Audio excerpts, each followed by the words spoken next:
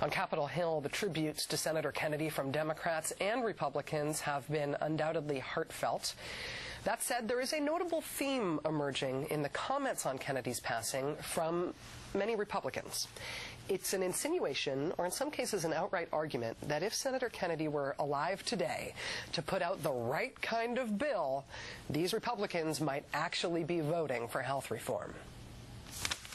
Had Teddy been healthy and strong, the first thing he would have done was call me and say, let's get together and get this done. Ted Kennedy has a long history of being involved in this issue in a variety of ways. If he'd been his usual active self over the last few months, we probably would have reached some sort of a consensus agreement. In other words, if only Ted Kennedy were still here, if only he had a health care bill, those Republicans say they'd voted for that. You know, Ted Kennedy did have a health care bill. Senator Kennedy was chair of the Health, Education, Labor, and Pensions Committee, which approved a health care reform package in July.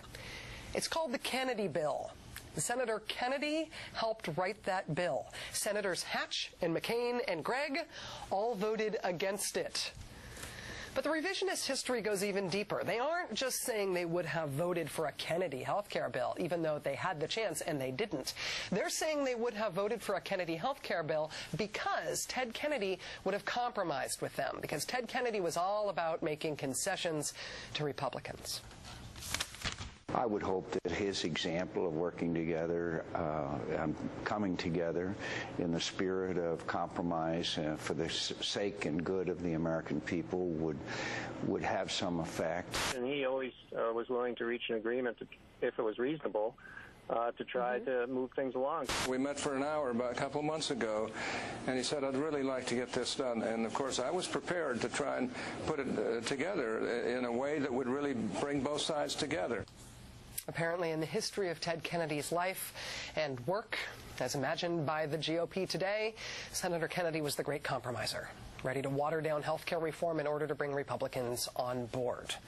Of course, in the actual history of Ted Kennedy's life and work, he always said that, and I say this without a hint of shyness, he was a doctrinaire liberal who spent the last 4 decades fighting to get health coverage for every American. And awash in this mainstream Republican revisionist history about Ted Kennedy, the great compromising moderate centrist, we're also facing warnings from the right now about how they intend to go after Senator Kennedy's memorial service this weekend. Conservative bloggers, led by those writing on National Review Online, are already predicting and criticizing what they're calling a politicized memorial service. Their message is, don't talk about Ted Kennedy as a liberal at his memorial service. And don't even think about making liberal sound like a good thing. Otherwise, conservatives will be upset.